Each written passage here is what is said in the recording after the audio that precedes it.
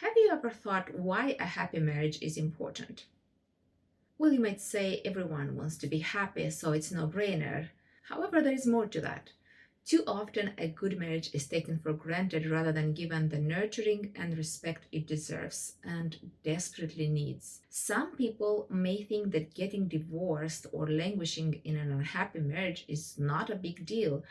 They may even consider it a simple fact of modern life, which I would add the current dating culture is almost like a training ground for divorce, given the fast pace of changing partners, dating apps, one night stands, or some may believe that having a bad marriage is kind of the norm.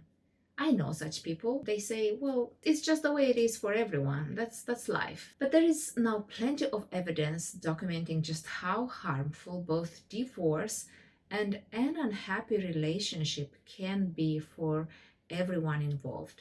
And in this video, I want to go briefly over a few key reasons why a happy marriage is actually very, very, very important. First and foremost, romantic relationships are the biggest predictor of the overall satisfaction with life.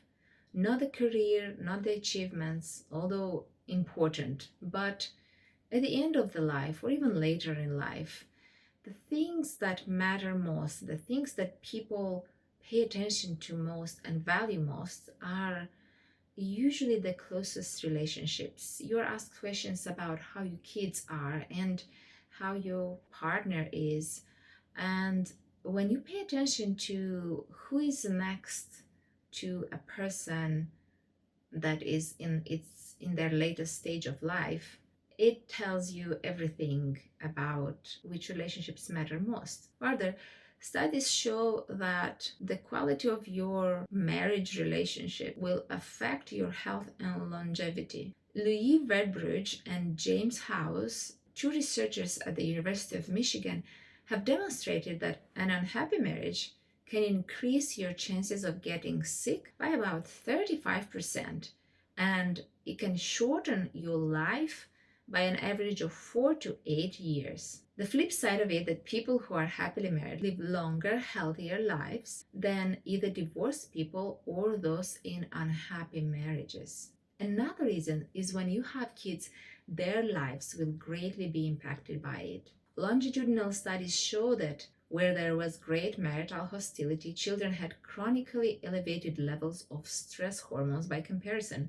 Later, that manifested in their behavior far more with things such as absenteeism, depression, peer rejection, behavior problems, especially aggression, low achievement at school, and even school failure. And we also know how attachment styles are formed and how these then affect the way these children relate as adults in their personal marital relationships.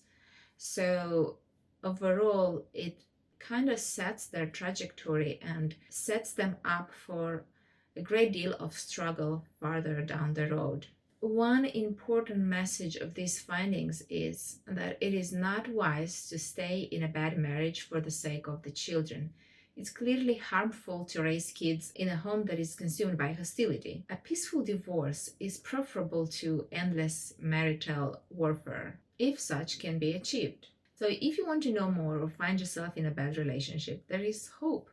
And John Gottman's book, 7 Principles That Make Marriage Work, is full of practical exercises that a couple could go through to significantly improve their relationship. Alternatively, there is therapy as a couple, but also individually to repair some of those early wounds and the way we attach in relationships that usually fuel these unhealthy patterns of relating and lead to more pain in the process. Thank you for watching this. I hope to see you in the next video and keep the hope alive. Take care.